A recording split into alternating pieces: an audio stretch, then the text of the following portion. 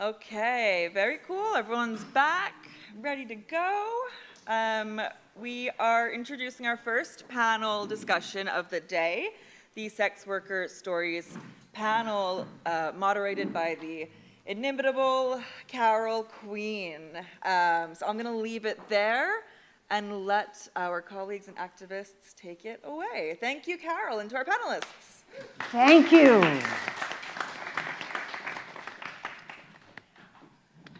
I cannot even express how honored I am to be in this particular room, and this room with you all, and with these extraordinary panelists. I'm Carol Queen, PhD, a sexologist from San Francisco. If that is putting images into your mind, they're probably correct. I'll leave that for now.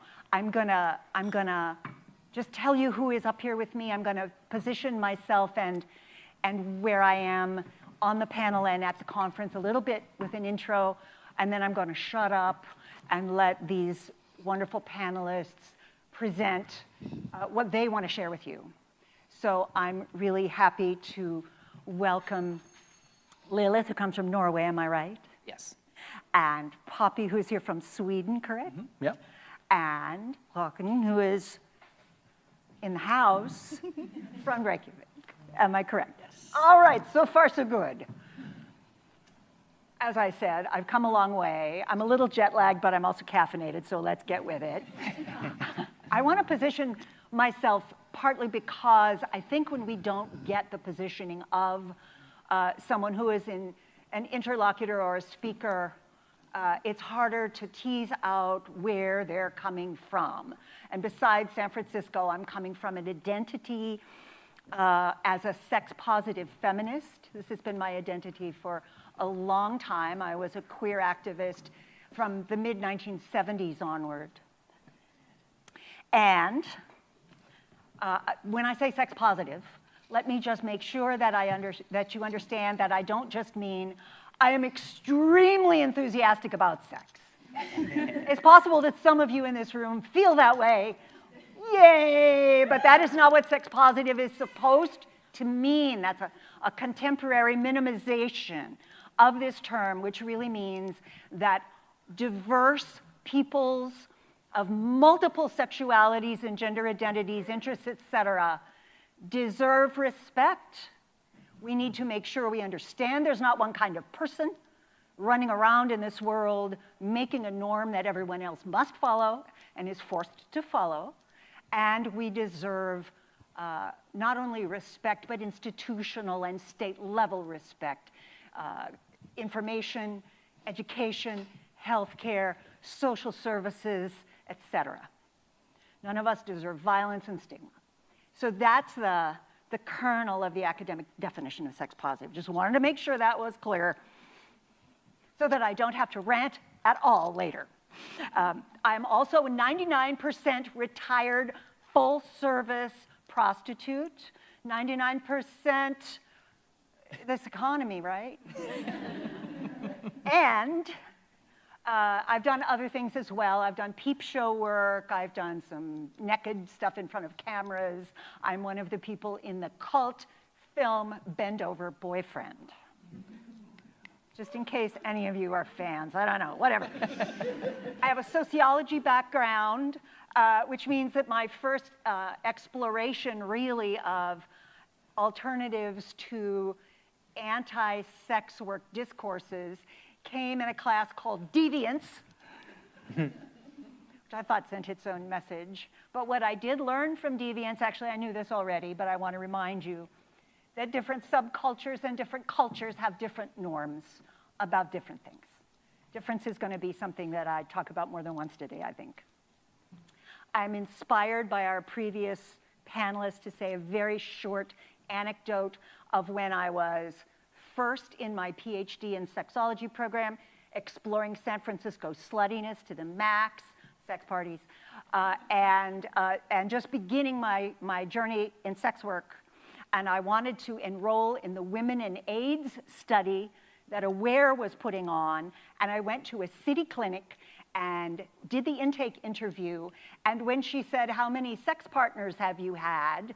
I included everyone from the masturbation parties as well as people that I had actually had full-bodied whatever sex with, and the number was in the hundreds, and she freaked out on me. Someone in the 1980s, at the height of the AIDS crisis, trained in public health, trained to do a women in AIDS study, made me feel really unwelcome in that room, even after I told her that I was studying sexology and was learning a lot. So please listen when someone says, I have been learning a lot in this space, because they mean all kinds of things by that. I also want to say that I have two important things that make me move through the world as a sex work activist, which, by the way, I do, as well as having done sex work, under my real name, because there is no shame in what I have done. And I'm a sexologist, so who's going to fire me? Two important points. I think I might have said this already. There is more diversity in the world of sex work than most people ever address and discuss. And you cannot step up and say, I'm an expert, without at least saying that. You don't have to be an expert in all the things, but you have to be an expert enough to know that there is all kinds of sex work, all kinds of people do it, all kinds of conditions, and then you ask questions and listen. And finally, nothing about us without us. If you're doing research, if you're doing policy making, be inclusive, because people who do not reach out to hear the lived experience of workers miss important facts. I speak and am present today in honor of Carol Lee, one of my mentors, and Margot St. James, who helped found sex work organizing in the United States and traveled all over the world. Carol Lee would be in this chair if she were still alive. I dedicate my life here today in Iceland to her, and Xaviera Hollander, author of The Happy Hooker, which is a phrase that I know some people use without fully understanding what Xaviera was trying to get across, says good luck to us. I got an email from her. It's time for me to be quiet. It's time to find out who would like to start. You look so well prepared. Maybe you... Oh my God. Are you going to do it, Logn? Sure. Yeah. Okay. Hi, everyone. Thank you for coming. My name is Ari Logn. I'm co-founder of Red Umbrella or Red Umbrella Iceland, and I'm here as a representative to talk about the needs of our service users, as well as what keeps them from reporting to the police. But first, I want to introduce the organization a little bit and talk about the work that we do. We started the Red Umbrella Iceland to build community, to reduce stigma, demystify sex work and sex workers, and to organize for our rights. We started as a resource for people who self-identified as sex workers, because those were our experiences, the people who started the group. Then people started reaching out to us who self-identified as survivors of prostitution, so we opened up to include them and learned more about their realities, which I believe was a really positive thing for us to do and to learn about, because it meant that we could create bridges to understanding and supporting each other. Because we in Red Umbrella, we want to change things for all of those who are engaging in selling, not just self-identifying sex workers. So removing the laws that criminalize sex workers also benefits survivors of prostitution. Destigmatizing and educating on sex workers' lives also benefits survivors of prostitution. Improving access to legal recourse and changing the way that the police treat sex workers also benefits survivors of prostitution.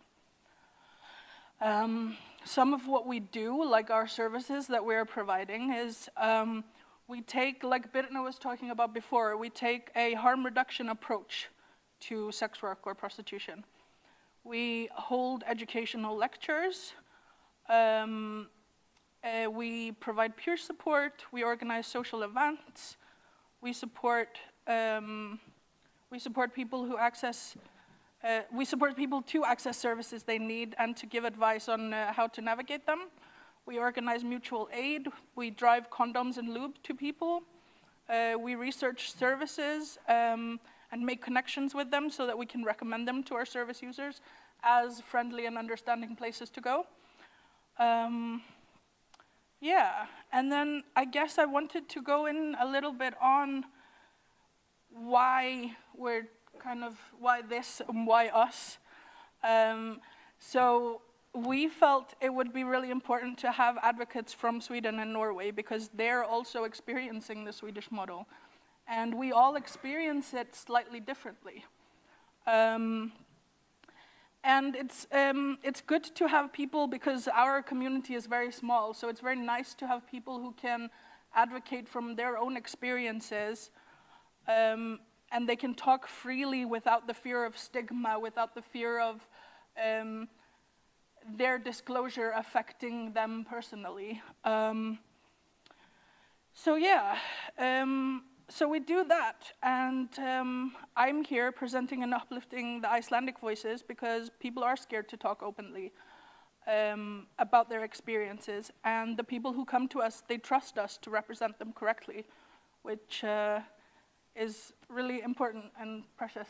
So yeah, that's all about what I'm gonna say at the start now. Thank you. Oh, thank you. That was fantastic. Are you next? Yeah. I mean, it's kind of a hard act to follow, I suppose. I'm here as a representative of Red Umbrella Sweden. I work with Red Umbrella Sweden for a few years, and now I am the member coordinator, which I feel is a big luxury because I get to meet all the new members. So almost once a week I get to meet a sex worker that have never ever met another sex worker because they feel like they're the only one, which is absolutely nuts. So I'm here and I feel like I'm the megaphone, you know. I'm not here because because of my own experiences. I'm also that, of course, but I'm here as a representative of almost 200 Swedish sex workers. And it feels important. I mean, you're all here, and it looks like you're listening, which is crazy. And I think that's enough for starters. Mm-hmm.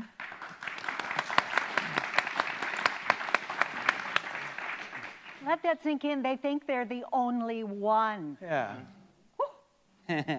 Lilith from Norway. Yes. Please. My name is Lilith. I come from Norway, and I represent the PION, the Sex Workers Interest Organization in Norway. I've been a sex worker on and off for a few years now. Don't ask me for the exact number. I don't know, and I don't really care anymore. Also, kind of 99% retired. Again, in this economy. I mean, $20 is $20. Yeah. I'm kidding. Yeah. No. So I am here to talk about PION's experiences representing sex workers in Norway. What sex workers experience under client criminalization, and how the stigma affects sex workers, how the laws affect how sex workers are treated and the stigma, and how the stigma again reflects on how the laws are enforced and treated. Yeah, PION does a lot of things. You can probably read more about us on our webpage, which should be on the event information or on our information pamphlets outside. But yeah, we have legal aid counselors. We provide condoms for people. We have direct outreach workers working with the Thai community, with the drug users community, with yeah, as wide of a community as we can. And our work with the sex worker community is partly supported by the Norwegian state, because the Norwegian state recognizes that if you ignore a marginalized community, that ignoring of that community is gonna affect the rest of the society as a whole. For example, on matters of health, on matters of legal aid, on matters that affect society as a whole.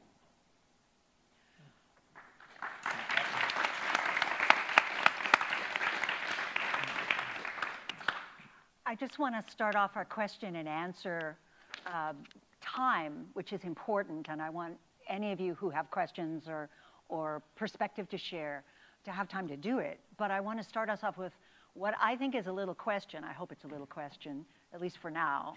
When I said what I said about diversity in the sex work world and how I think that that's a really under-discussed piece of our general understanding and the conversations we have, was there anything that came to your mind about diverse contexts that you know, have seen, have worked with, people that we all might not think, oh, sex worker there. Anything like that that any of you came to mind? Something did come to mind, and it's all the different body types and gender expressions you see in a properly run strip club. And I've seen this in Norway in badly run strip clubs, in like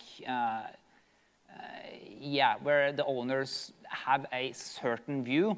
You can see it reflected in the shows the dancers provide, and you can see it in how on the mood of the dancers, and it reminds me of a movie when the writer had an idea, and that idea went through the corporate structure, and about 15 different producers, and a test screening someone decided to maximize profit and ignore the artistic expression. That's what you see in a badly run strip club. And in a good strip club, you see every kind of body. You see every kind of sexual expression. You see such a gender diversity, like the men and women does not apply properly. And it is such a fantastic view. And you see this in all parts of sex work, I would say. For sure. Yeah. Poppy, do you want to add thought? I don't think so. Everybody's so well spoken. But yeah, and I don't feel implied to speak about diversity. It feels very because my own privileges it kind of shines through very very brightly on the subject. I will say Sweden is inherently very racist. I don't know, because people think Sweden is this top-tier country, but it really isn't. It's a facade. We do a lot of full worldwide exposure of selling the idea of Sweden is great. It really isn't. And it's there, yeah, no, it's, I'll just leave it at that. I think it's not as good as you think it is. Yeah, I think Sweden and the client criminalization model as a whole is a good example of what is the intended function of a law when you implement it, and how will the worst people on earth use this or abuse these laws. Yeah. And if you don't put in place proper protections and implementation to stop people from abusing these laws, people are going to abuse these laws. And for my part, what I see in Sweden is the abuse is almost the intended function of the law. And also in Norway, we've gone 10, 15 years plus with the same kind of laws, and it's not as bad in Norway. but it's still being abused. Like if I report something to police, there's kind of a lottery whether or not I get a police officer that will care about the criminal being brought to justice or treating me as a burden on society that is undesired. For sure. Yes. So when you see that, and PION has been talking about this for the amount of years that client criminalization has been happening in Norway. And when you've been pointing out the problem for 10, 15 years, and people in power refuse to put in place some protections, some like the acknowledging of the problem, then you can't really argue anymore that the intended part of the law is not making sex workers' lives worse. Do you want to add anything? Yeah, what was the question again? I basically just said when I talked about there's more diversity than most of us acknowledge, did any yes. particular thing come to you? Yes. Okay. So in Iceland, I think like we have encountered these ideas that sex workers, or firstly that sex workers don't exist in Iceland, and then that Icelandic sex workers don't exist, and that there's like in the industry there's only trafficked women, which like all of these things are not true because we have like years of experience now of speaking with migrant sex workers living in Iceland or coming to Iceland to work, Icelandic sex workers who are doing all kinds of things like OnlyFans or webcamming or in-person sex work, or who used to do stripping when strip clubs were allowed here. And yeah, so we see like all kinds of people. There isn't just this one idea of what it is. And we see people who identify as survivors of prostitution, but we also see people who identify as sex workers. And sometimes those people identify as both. Because it is a spectrum rather than like set boxes. And yeah, also just like there's a lot of queer sex workers. There's a lot of, like these are just like the people who come to us. There's queer sex workers, there's sex workers with disabilities, there's sex workers with no disabilities, there's straight sex workers. And the same in the group of people who are survivors of prostitution. Like they also come in all different, from all different groups and from all different corners of life. And we see people who are just like Margaret Mock came into at the beginning, talking about, oh my God, what was she saying?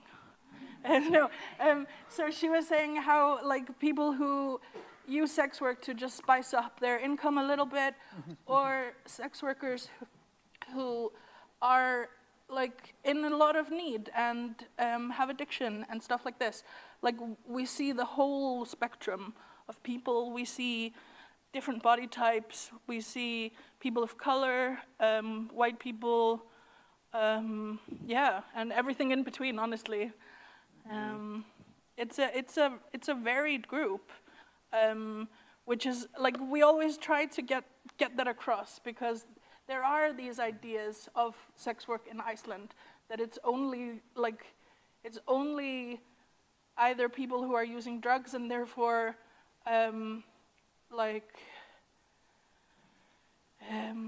don't necessarily identify as sex workers, or it's just migrants coming in. Like there's like a myth of an Icelandic sex worker, which is not true. There's can confirm there's many of them.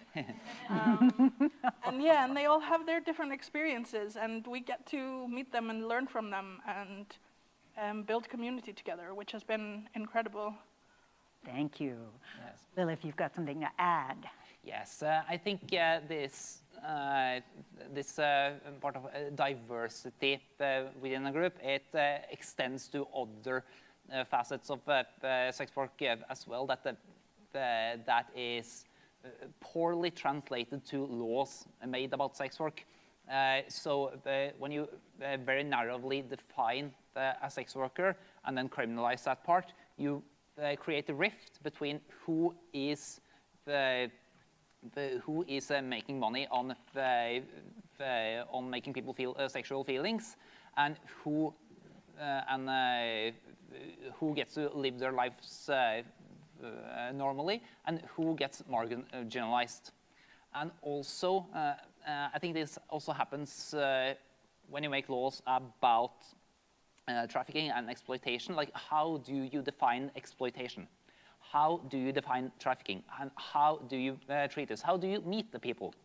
And if you are having a conversation with someone and you see, well, this person is clearly experiencing bad conditions, but the law is not defining it well enough for me to act upon it, then that's a huge problem. And we've seen that in Norway, that trafficking and exploitation is solely focused in on one type of sex worker, a migrant woman who wants to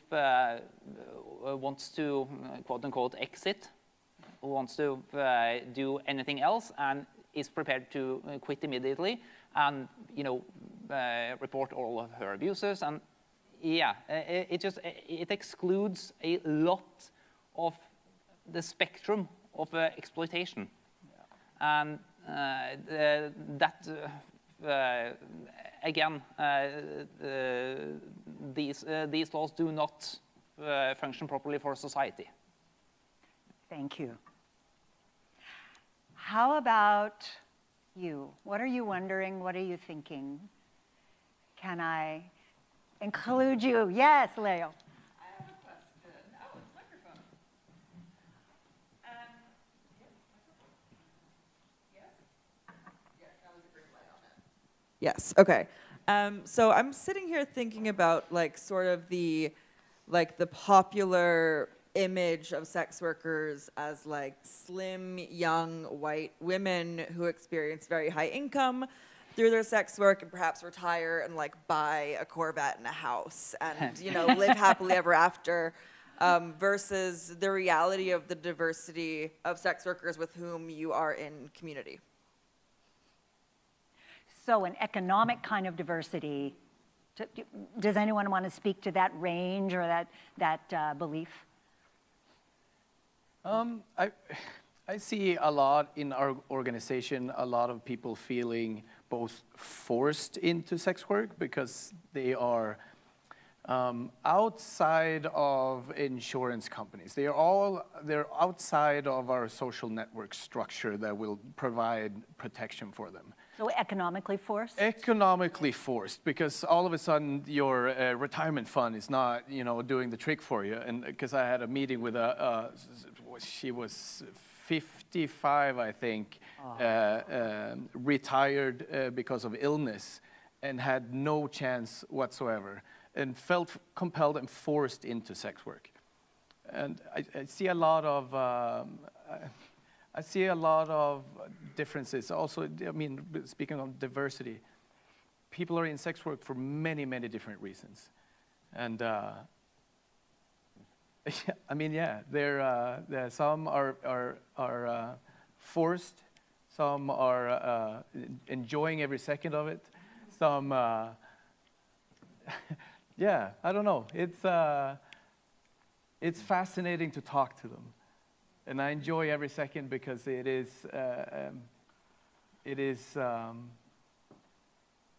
fascinating, and see how we, as a wide range of group in age, color, gender expression, there's trans people, there's gay people, and the whole spectrum, we're all talking about the same problem, and it's law construction, and it's wild. It really is. Yeah, we also see a lot of economic diversity from PION. We see,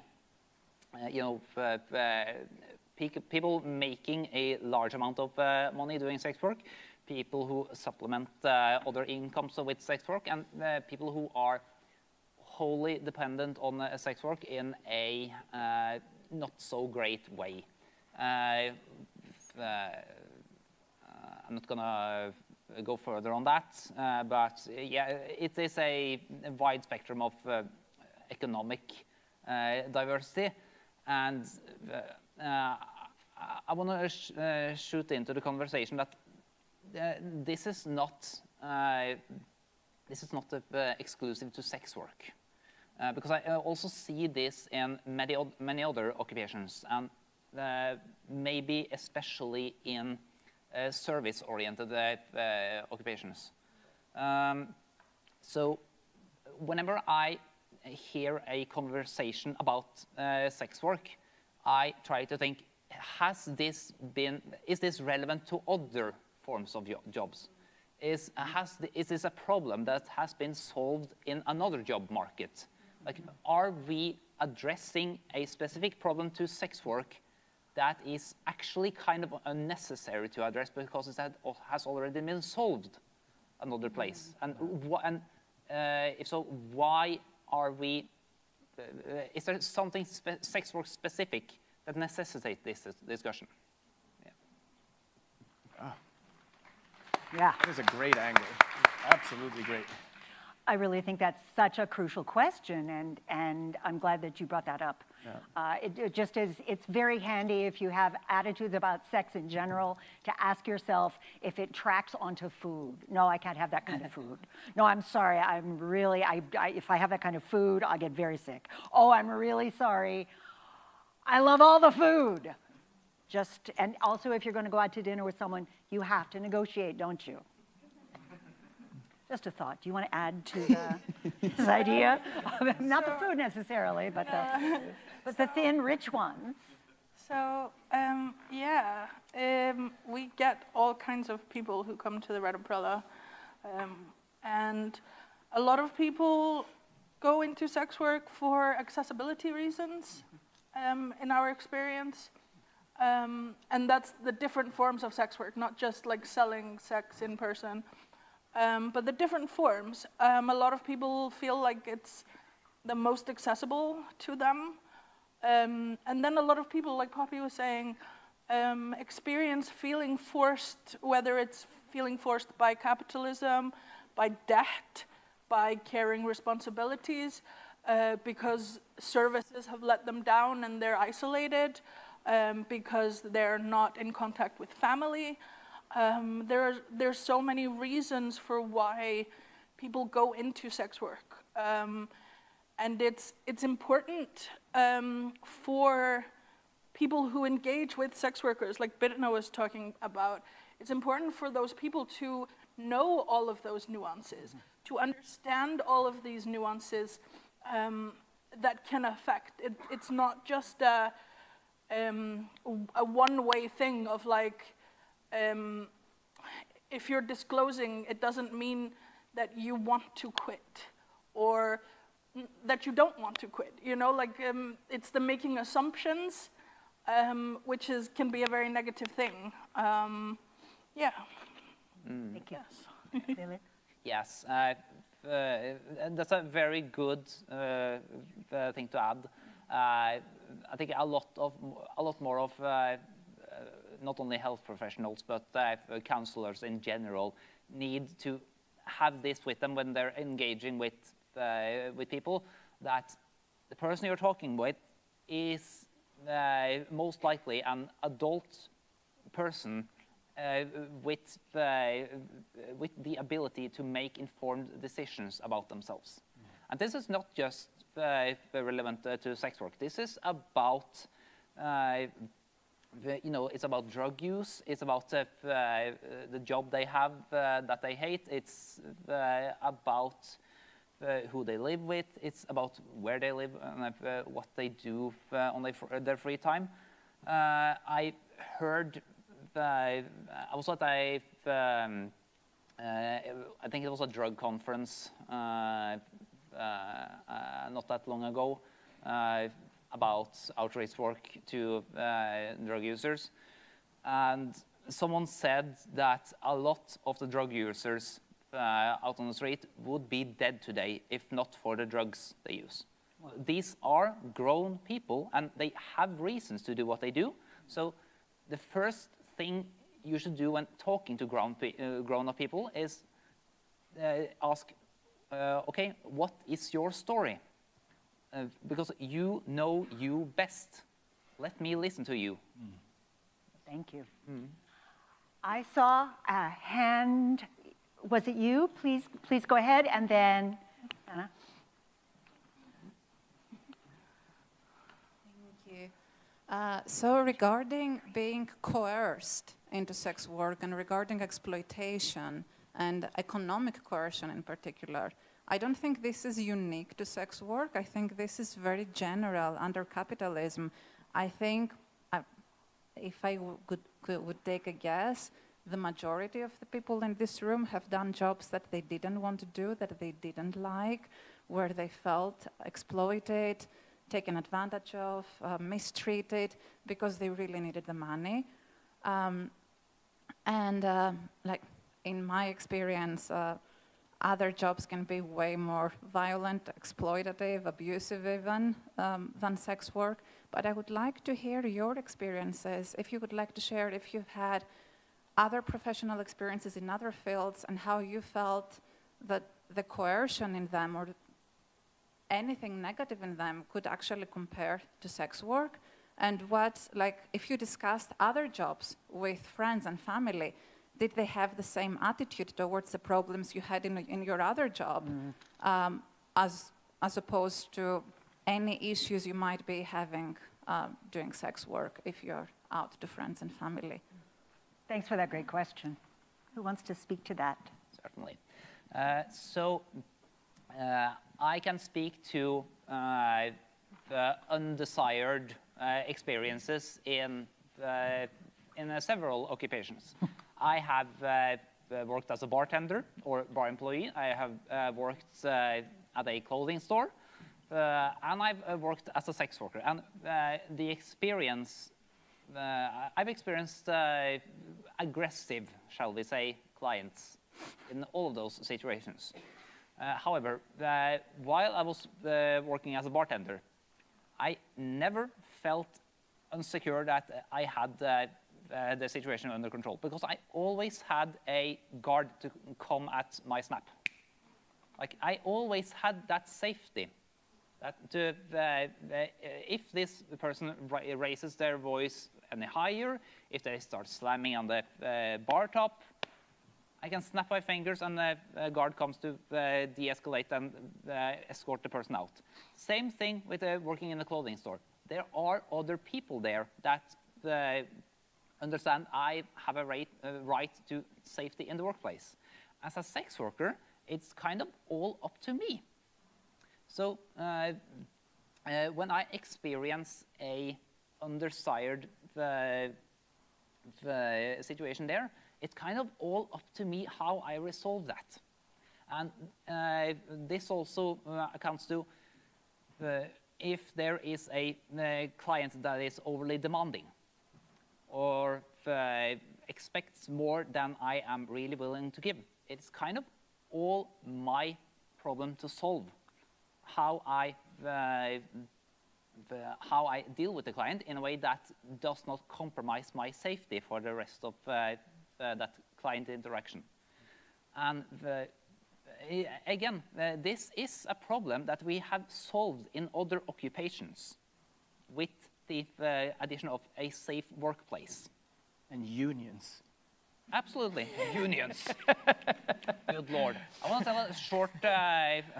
a short story related to that, because I was actually working in a bar in the south of Norway, and the customers there became aware that I was doing sex work on the free time. And they did not like the idea of a whore working behind the bar. So they went to the manager and told her, if you don't fire her, we're leaving.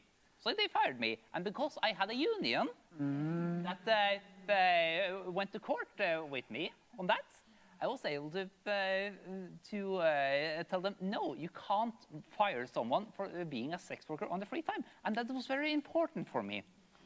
Not for a personal level, but for other people who might be sex workers. Because during that whole court case, I knew this is defining the right of a sex worker to have other jobs. Because if I lose that right to have other jobs because I'm a sex worker, that would mean that I would never get another job than being a sex worker. Yeah. And that is the stigma, that is the situations that client criminalization, that third-party criminalization, criminalization as a whole, and desirability of sex work creates for sex workers. So I'm very glad my union stepped up for me. And I'm very glad to have resolved that. I'm very, very scared for that right of sex workers in other countries with criminalization of any sort. Yeah. I was talking earlier outside on how dangerous it is and how scary it is to be on a stage openly as a sex worker, because I have no idea what will come of this. Maybe I'm gonna, because I have a day-to-day job, and I have no idea what they think of this. And I'm not doing anything illegal, but maybe my partner is a pimp, right? You know. So, meeting all of our members and meeting even new ones, we talk a lot about safety. We're trying to keep people safe, and especially, as we said in the beginning, people think that they're the only one. We've already established our ground rules on how to keep everybody safe in our, little network. It's just like that our little network is not really considered legal, technically, We're technically a sex worker union, but, we don't talk about it publicly. All we're trying to do is keep people safe. We have this, I don't know how to translate it, it's a collective agreement in Sweden. So we have unions, then they talk about rights, how much you should get paid as a minimum, yada, yada, to survive. Sex workers don't. And it's kind of the Wild West. It really is.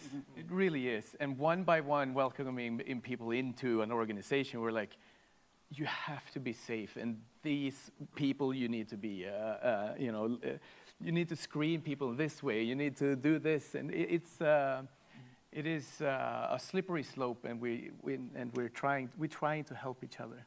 And wouldn't that be something if we managed to unionize as a utopian worldview? Wouldn't that be something? Do you want to add to this, or should we go to the next question? I guess I could say a little bit about the criminalization aspects. So it's not very well known here in Iceland, but under our Swedish model,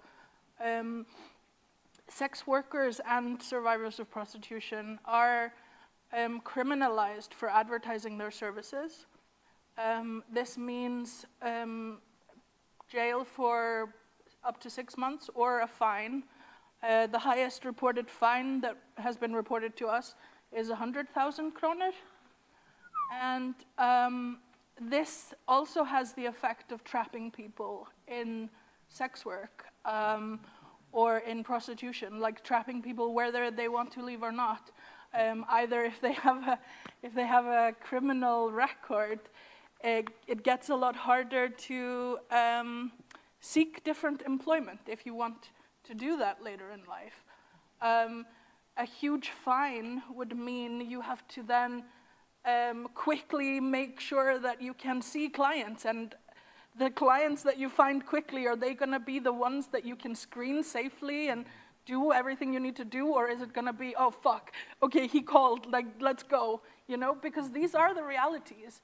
And people that come to us are terrified of this. Also because the police, they can take away wages of sex workers if they do these kinds of, I don't know if you'd call them raids or whatever, but projects where they target sex workers. They take their wages, and that also creates more desperation, especially if you are, for example, using drugs like morphine where you need your next dose or you get very, very sick. So then you have to go out again to do more, which is traumatizing for a person who doesn't really want to be doing this, but is doing it to afford their drugs. So our legal frameworks are like re-traumatizing people, trapping them, which, I mean, all of these things are negative, whether you're a survivor or a sex worker or both.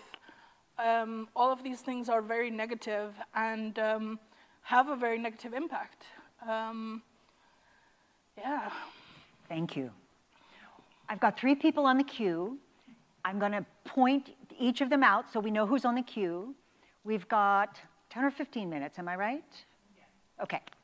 So you are next, then you, and then in the back. And we are going to have another panel. So your questions will evolve and bubble up, and you'll be able to bring them back again. Next panel, we're going to be majority questions if we can. So I have a question about safety. It's kind of twofold. I'm interested in the screening process, how that works, because you don't have a union. So I don't know if you have like everyone uses the same screening process, or if that's individual, or how that works, if you could expand on that. And the other one is, if sex workers experience violence, are they going to the police, or are they going to you, or do they just not report it at all because they feel, I mean, it's legal for them to be sex workers, but then there are legal parts of it, so yeah. Yes. Thank you. Thank you.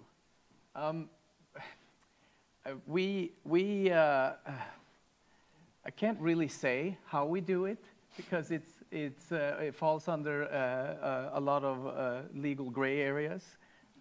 Also, it's a safety concern for us. As safety concerns for us, we do help people to screen, and we also help to advise people on how to screen people. As you were saying earlier, it's up to you on how do you feel safe, and what do you need to do to feel safe. And then so also we have all of these protocols that we can lean into and help, warn people about dangerous people and so on and so forth.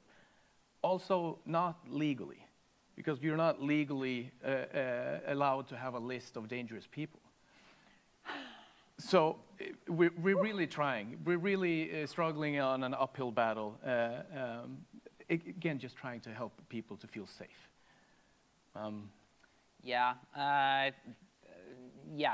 Of course, we can't go into details on how we screen clients or how we, determine if this is a bad actor or not. That's probably the same reason the bank can't go out with information on how they discover money laundering or how the police discover the criminal activity. We can't go out with that, but we have, I will say we have things we do and things we say to minimize the chance that a potential client is going to be a threat. And I will say one of those things we do is try to get as much information about the client as possible. Because if we know who the client is and the client knows that we know who they are, then that is information we can potentially take to authorities if things go bad. But of course, when the client has... With an enormous risk, by the way, with I always... Yeah, of course. Of course, again, it is a lottery whether or not It is a safety net that is dangerous. Yes, it is a lottery whether or not you get a police officer that cares about you or cares more about making life hard for you. But it is a safety net we create for ourselves, and it is a safety net that is regularly on fire because when the client has a genuine reason to not give you any of that information. The client criminalization shifts the responsibility over to the sex worker to create a safe environment for the client, rather than the sex worker being entitled to safety in their workplace, which, yeah, it sets our safety net on fire. But we have other options, but we would rather do the more practical one. Yeah. Yeah. Thank you. We have found, regarding the first part of the question, Yeah. so yeah, I mean, there are a few things people do, but we have found that under the Swedish model, people, like, not always, some clients will, or some men will just give you all their information, and then they're essentially trusting you not to call the police. But sometimes you get the wrong information, you get no information, because they're scared to be criminalized. Extremely vague information. Extremely vague. Like, we have an example of someone going to a house to see a client, like the house that they were given the address of, and then they get there and call the client. Turns out it was at a whole different place. And so if that person hadn't have been able to call their safety contact and tell them, oh no, it's not here, it's actually over there, that's super dangerous, because then no one knows where you are. So yeah, it creates these kinds of troubles, like huge troubles, like huge risks of violence that can be eliminated if people just give correct information, because no one is scared that the police is coming. Yeah. And yeah. There's also easy rules to follow, like don't ever go into the car of our customers. Like he can pick you up, we don't do that generally. People do, but generally we don't. We order a cab for our workers, and there's easy ways to navigate it also without, going into depth of trying to feel safe. I'm going to go to the next question, which was you. Hello, my loves. Lilith, if I understood you correctly, it sounded like PION gets government funding for some of the things you do, or did I mishear you? Well, yes and no. We get funded on a project-to-project basis. So we have a legal counselor that is funded through legal aid projects, and we apply for funding every year. So it's not a secure funding, but we do get funding through like health and legal projects each year. But Norway does have a resource center for sex workers that is actively government funded. This is super fascinating, just because, I mean, in Sweden, I imagine that such a thing, like getting government funding for this, any kind of project would be unthinkable. And I can't even imagine. Like, yeah, we can apply for grants, sure, but there's not likely, no. Yeah, and honestly, even though we don't actually have client criminalization, we have a different flavor of criminalization in the UK, it's still the idea of getting government funding is, it's such a, it would be, yeah, the dream. And so I'm just wondering a bit more about how PION managed to achieve that, just if there's any sort of advice, because obviously getting funding for anything related to sex work is just a fucking nightmare. And so, yeah, was it through sort of positioning yourself from like the public health angle or providing legal support? I'm wondering what were the sort of magic words that you felt really kind of echo with the government, just so we can try them in our home countries.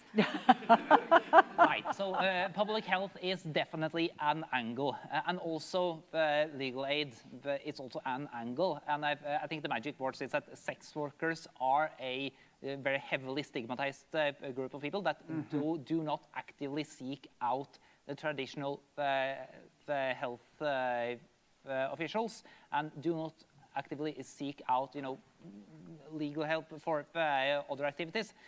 So if you do not have a dedicated organization that reaches out to them, you're gonna have a group of people that have poor health and have poor legal access, and people are gonna target those people with, criminal activities or exploitation, and the health problems and the legal exploitation, it does affect the society as a whole around. So if you, it's like if you allow something to, if you allow one area of your car to be rusted or be exposed to rust, then that rust is going to spread to the entire rest of the car. So, but if you have just a small dedicated group of people reach out and handle that area, you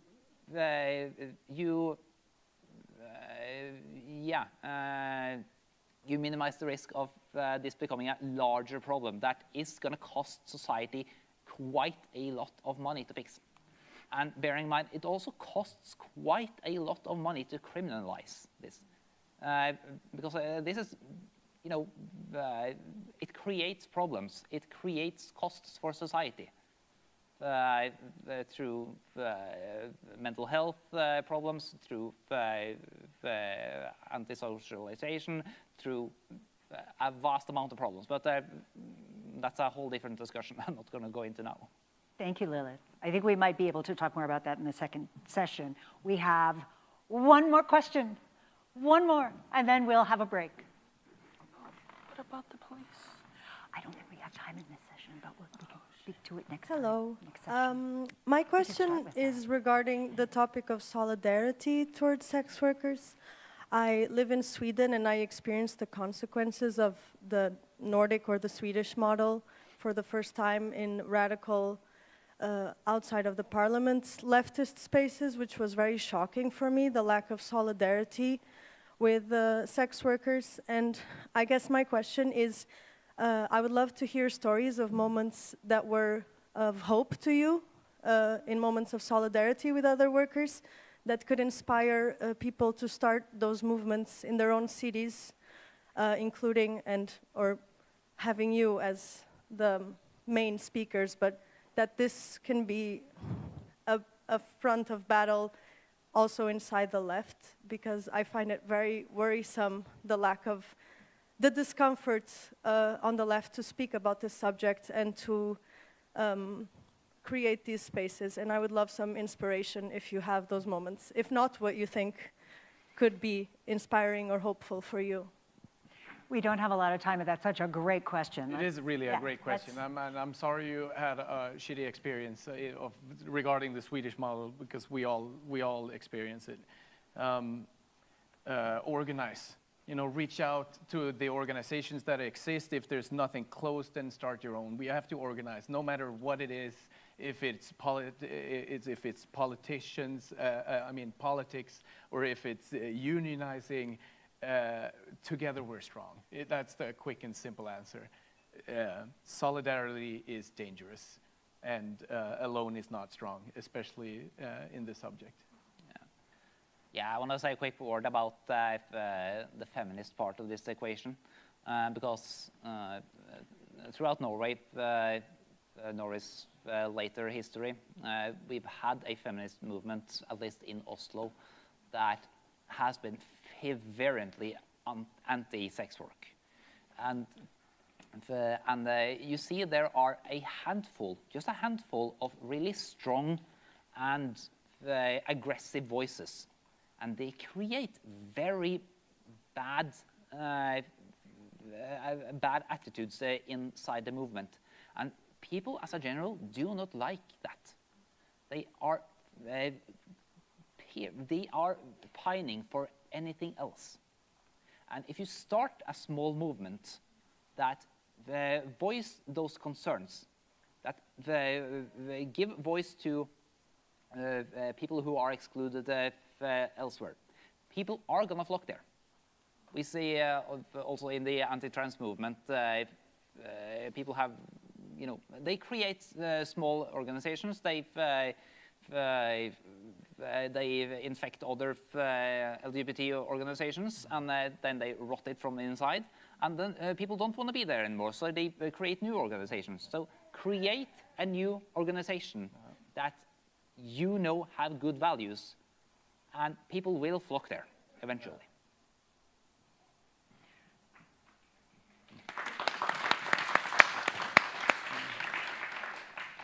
I think remembering that within political movements there is also great diversity of experience is one of the things that we can look to. It doesn't mean that if someone has flocked to a feminist space that it means that they always have an experience, history, that leads them to a foregone conclusion about sex work or any other issue. And the more discourse we have, the more ways we have the opportunity not only potentially to teach or influence each other or answer each other's questions, offer curiosity to each other, which is a gift, but also, especially non-judgmental curiosity, but we also have the opportunity to let 1,000 flowers bloom, which was at one time what we thought we were trying to do with all of this.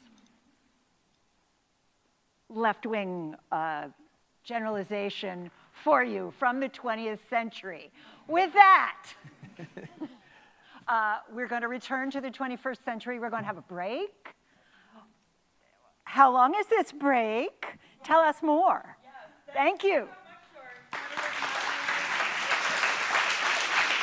And to Carol, wow. Wow, I would like to extend a personal thank you to all of the sex workers who are here and visible today, despite the increased risks and vulnerabilities that can accompany that, as Poppy mentioned. And I would also like to express my gratitude to any of the more skeptical attendees who are here today and maybe listening to sex workers for the first time ever. And by being here with us and hearing our stories, we are creating history, we are shaping the future, and I'm very, very grateful to all of us.